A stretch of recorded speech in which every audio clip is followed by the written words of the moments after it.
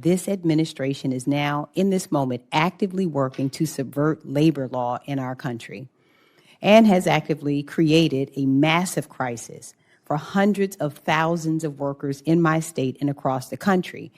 I am a senator in my home to the people of the state of Maryland, where we are the proud home of 494,000 federal workers and contractors.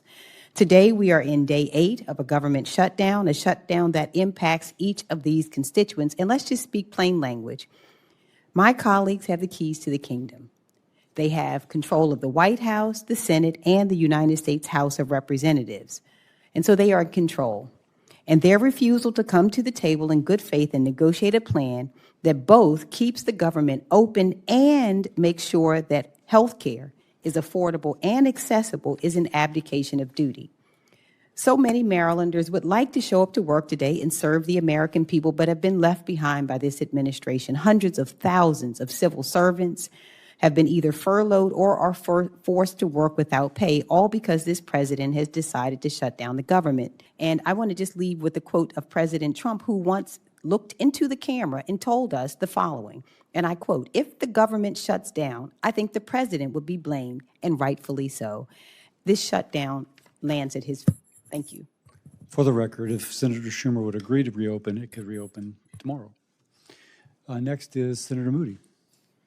I feel like we have to address all of the comments that have been made, but especially the last entire amount of time that was designed to suggest that this is a shutdown on anyone's watch other than the Democrats. And we cannot let that go unanswered. And I agree with Ms. Abruzzo that this is a system designed against workers in the sense that this whole design of this shutdown, led by Shutdown Schumer and these Democrats that won't just keep the funding going for a few weeks while we can figure out next year's spending,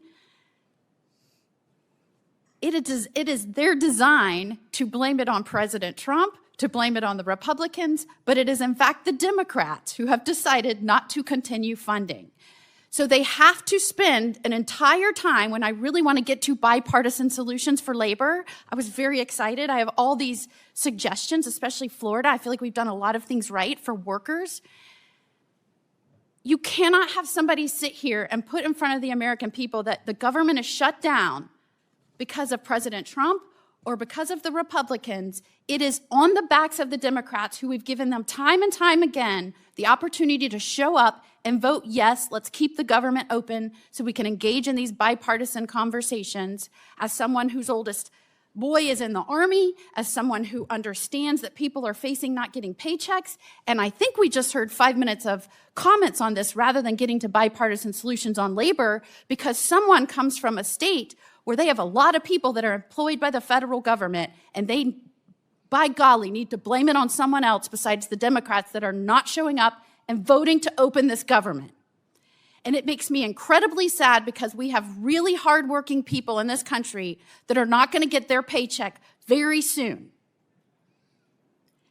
And so I appreciate you letting me indulge in correcting the record, because we are here to do important work. This president, more than any president in my memory, has said, how can we come together in a way that is pro-worker and pro-business, American business, and do right, and focus on how we can maybe tweak our laws to have a better system in place. I'm all about that.